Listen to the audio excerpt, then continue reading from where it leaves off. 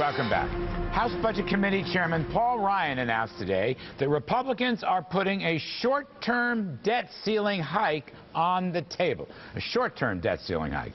But here's what I'm not hearing, and what we should be hearing is an unambiguous plan to slash spending now. Republicans need an absolute rock-solid commitment to implement the spending sequester, which is about $100 billion in cuts this year and $1.2 trillion over the next 10. This is essential, not just to unite the Republican conference, but more importantly, it's essential to helping the economy grow more rapidly. And if the Republicans don't get it done, I'll say this, they may lose the House in 2014. So let's talk about Karen Finney, is columnist for The Hill and former DNC Communications Director, and Hadley Heath, Senior Policy Analyst at the Independent Women's Forum. Hadley, let me just ask you this. Paul Ryan, he went out and met with reporters. Republicans are in their retreat down in Williamsburg, Virginia. Maybe they'll use a short-term increase in the debt ceiling, maybe 3 months or maybe 6 months. Is that the point? How does that inform you? Does that get to the heart of the matter? It certainly doesn't get to the heart of the matter. And if we remember back in 2006, then Senator Obama said, raising the debt limit is a sign of leadership failure. And since he's been in office, we have raised the debt limit 6 times. And I believe we'll do it again. But at the heart of the matter, you're right, Larry, it's spending cuts. We have to have responsible reductions in spending as soon as possible. You know, Karen, welcome back. According to the CBO today, the debt level went from, I'm just going to use round numbers, a little under $15 trillion to a little over $16 trillion. That's 2012 over 2011. This will make the 4th straight trillion-dollar budget deficit and the largest increase in debt. It's not being talked about right now, but it's all on President Obama's watch. At some point, he's going to be culpable. Well, but here's the problem, Larry. I mean, you know, the suggestion put forward by Paul Ryan really plays right into something you mentioned, but also the broader problem that Republicans have right now, and that is that at this point, public opinion is on the side of the president. They don't see Republicans coming to the table with serious proposals, and I think there's a bigger problem with coming forward with short-term ideas. I think both a political problem, because that continues to erode confidence that these guys can actually come together and get a deal done, and number 2, I think it's ultimately, it's bad for our economy. So I think on both of those fronts, that doesn't show a level of seriousness that I think is going to help the Republicans get out of a place where they can come to the table and actually have this conversation with the president. That's part of why I think the president is faring very well in these conversations. Well, see, you know, Hadley, I think it's interesting. Karen makes a good point. It's about messaging, isn't it? It's about communication for the Republicans.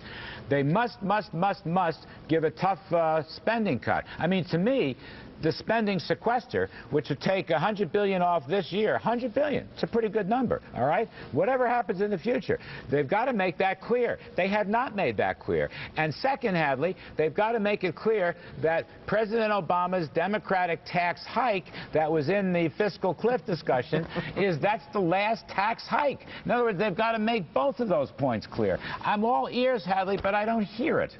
Right. Well, Karen made one good point, which is that short-term Band-Aid budgeting is bad for everyone. It is bad for our economy. It creates a lot of uncertainty. But we've seen the Senate, the last time the democratically controlled Senate passed a budget was in 2009. So in order to responsibly prioritize our budget, we need to see a budget come out of the Senate and from the White House. President Obama is going to miss his February 4th deadline to submit his budget. I know that's an argument that Republicans like to make, but it's a little bit of an unfair argument, because technically, if there was no budget, the government would be completely shut down. And we know there has been the Budget Control Act, there have been continuing resolutions, and in each of those continuing resolutions, the government has actually been funded to lower levels than actually the CBO had anticipated if we would have had a budget. So technically, the president has actually already signed $2.4 trillion in spending towards the debt reduction, 2/3 of which have been in cuts.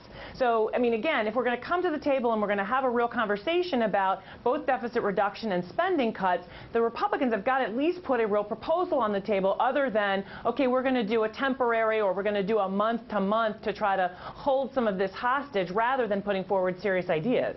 Well, I think that they have put forward some serious ideas. The Ryan budget and several iterations of it. The Ryan budget, which actually would have required an increase in the debt ceiling, by the way. And I do believe an increase in the debt ceiling is on its way again, maybe several more increases in the debt ceiling before we start to seriously address the root of the problem, which is government spending. I don't have any problem with raising the debt ceiling, and I don't want to cause havoc here on Wall Street and the world financial markets. All I'm saying, Karen, it's got to be spending cuts. Yeah. Whether you agree or not, I'm sure you don't agree, but the Republicans right now must have this message of spending cuts.